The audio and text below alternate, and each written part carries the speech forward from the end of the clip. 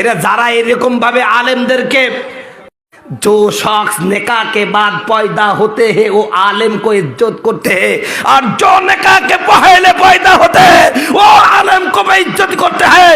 যাদের জন্ম হলো বিবাহের আগে ওরাই আলেমদের বেয়াদবি করে, আলেমদের বেইজ্জতি করে, আর যাদের জন্ম বিবাহের পরে বৈধভাবে তারা আলেমদের ইজ্জত করে। কথা বলুন ঠিক কিনা? এখন আপনি কোন দলে থাকবেন আপনি ডিসাইড করেন। সম্মানিত বন্ধুগণ, আমার ভাইরা আমার, যে কথা বলছিলাম যে উলামায়ে কেরামের প্রতি ভালো ধারণা রাখুন, সুধারণা রাখুন। আলেমদের রাজাকার বলার সময় শেষ। এদেশে আলেমরাই রাজ করবে। এদেশের উলামায়ে কেরাম যদি প্রতিটা জায়গায় থাকতো আমার দেশ দুর্নীতিতে বিশ্ব চ্যাম্পিয়ন হতো না। কথা বলুন ঠিক কিনা? ইনশাল্লাহ আগামীতে এদেশে ইসলাম ওলামাই এদেশের নেতৃত্ব নিবে ইনশাআল্লাহ। আলেমদের সাথে কি থাকবেন আপনারা? কারা কারা থাকবেন দু হাত তুলে দেখান, তাহলে লাগে তাকবীর। আল্লাহ কবুল করুক, জোরে বলুন আমিন। সম্মানিত ভাইরা আমার, যে কথা বলছিলাম, আমি নামাজির দিনে কথা বলছি বলে যারা বেনামাজি ওরা মনে মনে চিন্তা করছে হুজুর তো খুব ভালোই। আমি বলছি ভাই আপনার সাবজেক্ট না, যারা নামাজ পড়েন না ওরা আমার সাবজেক্ট না। বন্ধুগণ আমার, ভাইরা আমার, একজন ব্যক্তি কয়েকদিন আগে আমাকে প্রশ্ন করলো, হুজুর আমি লোকটা ভালো, যাকাত দিই, কুরবানি দিই, মানুষকে দান খয়রাত করি, খালি নামাজটা পড়ি নিয়ে কি আমার ইমান নষ্ট হবে নাকি? আমি বললাম ভাই ইমান তো নাই, নষ্ট হবে নাকি? কথা কয় না। রাসূল বলছে লা দিন লিমান লা সালাতা লাহু, যার নামাজ নাই তার ইমানই নাই। কথা বলুন ঠিক কিনা? সম্মানিত বন্ধুগুলো আমার, ভাইরা আমার, আমি এই কথা বলি বলে অনেকে আবার কি জানেন, আমরা যারা নামাজ কালা পড়ি, যারা নামাজ পড়ে না ওরা আবার কিভাবে জানেন যে হুজুরা ওরা তো কিছু বুঝে না। কথা কয় না, বুঝে না। একটা গল্প বলি, কষ্ট হবে নাকি? রংপুরে ওয়াজ করতে গেলাম একটা মসজিদের মাহফিল। কিসের মাহফিল? মসজিদের মাহফিল। তো মসজিদটা আবার বাগানের মধ্যে, কাঁঠাল বাগানের মধ্যে। তো আপনারা জানেন তো মাহফিলের দিনে ইমাম আর মুয়াজ্জিনের ব্যস্ততা বাড়ে না কমে? তো এই মুয়াজ্জিন বেচারা ফজরের নামাজ পড়ি আর মসজিদ বন্ধ করতে খেয়াল না, চলে গিয়েছে। তো এইবার ওই যে কাঁঠালের কিছু পাতা, ওই পাতা আবার পড়েছে হচ্ছে এই মসজিদের মধ্যে। তো বাড়ির সামনে এক লোক আছে, ওই লোকের কয়েকটা ছাগল আছে, ও আল্লাহর রাস্তায় সকালবেলায় ছাগলগুলো ছাড়িয়ে দিয়েছে, বুঝতে পারছেন? খাইতে খাইতে মসজিদের মধ্যে চলে গেছে। মসজিদের মধ্যে যখন গেছে ওর আবার হিসু চাপাইছে। ছাগল ওই মসজিদের মধ্যে পোশাক পায়খানা করে ফেলছে। পোশাক পায়খানা যখন করে ফেলছে ওই মসজিদ নষ্ট করে ফেলছে। এইবার জহুরের সময় মুয়াজ্জিন সাহেব আজান দিতে এসে দেখছে মসজিদের অবস্থা কেমন সারা, এই ছাগল খারাপ, এই মসজিদ নষ্ট করলো। তখন ওই লোকটার ঘুম ভাঙছে, চিন্তা করছে আমার ছাগল ছাড়া কার ছাগল যাবে। তখন চোখ চুল কাছার বলছে হুজুর হুজুর বেয়াদবি মাফ করবেন, ও তো ছাগল বুঝে না তাই মসজিদে গেছে। আপনি আমার কি কোনোদিন মসজিদ আসতে দেখেছে?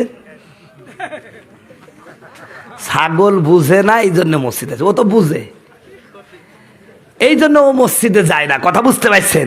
এইরকম বুদ্ধিজীবী নামক শয়তান আমাদের সমাজে আছে কি নাই? জোরে বলে আছে কি নাই? শয়তানি করো, মরার পর বুঝবা। আমরা হুজুরা তো বিপদে, তোমার মতন বেনামাজির লোকের ব্যাপারে রসুলের কাছে ভিত্তি করা লাগে। এই কবরে যাই কি বলতে হয়? বিসমিল্লাহ মিল্লাতি রাসূলিল্লাহ। এই আল্লাহর নবী, এটা আপনার মিল্লাতে ছিল। আসলে কি ছিল? আরে যে রসুলের মিল্লাতে থেকে সে নামাজ কাজা করতে পারে, সে যাকাত দেবে না, হজ করবে না, বলেন? সে তো ইসলামের প্রতিটা বিধান মানার কথা ছিল, কিন্তু তা না করে সে যেখানে অকাম কুকাম আছে ওখানকার হেডমাস্টার। কথা কয় না। আরে কত হাজি সাহেবও আছে, হজও করে, আবার মাহফিলের সভাপতি হয়। আবার অনেক সময় দেখা যায় বিভিন্ন জায়গায়, বিভিন্ন প্রতিষ্ঠানের বিভিন্ন গান বাজনা বিভিন্ন জায়গায়ও সভাপতি হয়। কথা বলুন ঠিক কিনা? আছে কি নাই? আছে কি নাই? নামের আগে দেখো আল্লাহ লেখা, তার মদের আসরে সে থাকে, শুধু ঘুষের হাজারি আছে যত অন্যায় একটু আধটু করে থাকে। এমন চরিত্রের মানুষ রূপী যারা, তাদেরকে কেমন লাগে বলেন? ভণ্ড ভণ্ড লাগে যে ওদের, ভণ্ড ভণ্ড লাগে, ঠিক কিনা? সম্মানিত ভাইরা আমার, তো এইরকম নামাজ পড়ে আমরা আজকে হুজুররা বিপদে পড়ে মিথ্যা কথা বলতেছে, বিসমিল্লাহ আলা মিল্লাতি রাসূলিল্লাহ, অথচ জীবনে কিন্তু পশ্চিম দিকে সেজদা দেয়নি। কথা কয় না।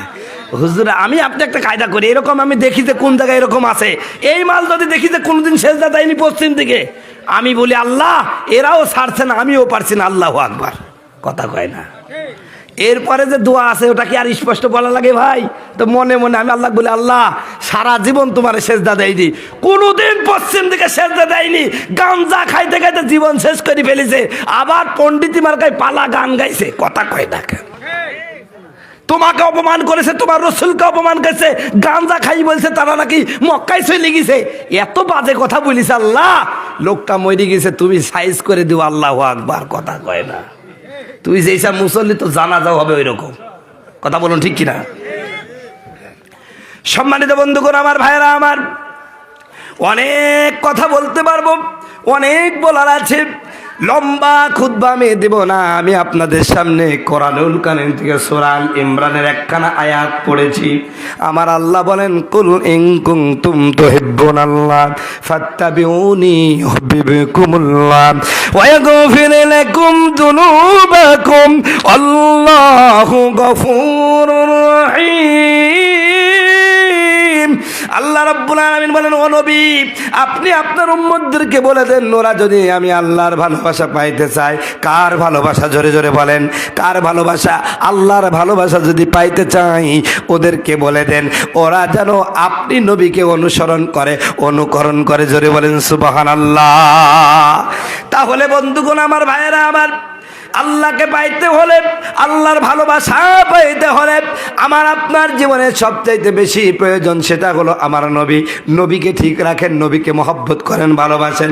আমার নবীর প্রতি যদি আপনার পূর্ণ ভালোবাসা, পূর্ণ মহব্বত যদি আপনি তৈরি করতে পারেন, আপনার জীবনে আর কিছু দরকার নাই, কথা বলুন ঠিক কিনা? নবীকে কেমনে ভালোবাসবেন, কেমনে ভালোবাসবেন, এই একটা দৃষ্টান্ত দিয়ে হয়তো বা আমার সময় শেষ নাকি হুজুর? ও, আলোচনা চলবে তো ইনশাল্লাহ? আলহামদুলিল্লাহ। কত কাছে সময় থাকলে আমি সেই জন্য আগাবো আর কি ইনশাল্লাহ। তা আপনাদের কষ্ট হচ্ছে না তো ভাই? শুনেন, আমি কিন্তু এখানে যারা আছে সবাই আমার উস্তাদ।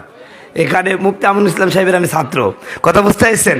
আপনাদের এই দিগলগঞ্জে আমি পড়াশোনা করেছি আজ থেকে কত বছর, 20 বছর আগে, 2003, 4, 5, এই 3 বছর আপনাদের এলাকার ভাত খেয়েছি।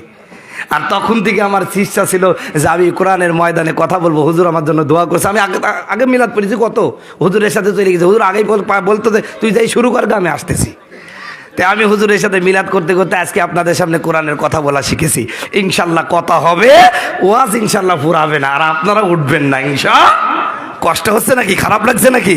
সম্মানিত বন্ধুগণ আমার, ভাইয়েরা আমার, নবীর ভালোবাসা কেমন আমি আপনাদের সামনে পেশ করতে যাচ্ছি, শোনেন আমার বন্ধুগণ আমার, ভাইয়েরা, নবীর ভালোবাসা কেমন হতে হবে এটা শিখতে হবে। আমার আপনাকে দেখে না, আমাকে দেখে না, আপনাকে দেখে না, নবীর সাহাবাই কেরামকে দেখে, কথা বলুন ঠিক কিনা? আমার আল্লাহ বলেন, আমিনু কামা আমানান নাস, ঈমান আনো যেমন ভাবে আমার সাহাবী ঈমান, বিলাল ঈমান এনেছে, সুমাইয়া ঈমান এনেছে, খাব্বাব, খুবাইব আর হযরতে আবু বকর, ওমর, উসমান যেমন ভাবে ঈমান এনেছে, তারা আমি আমার আল্লাহর নবীকে যেভাবে ভালোবেসেছে, তোমাদের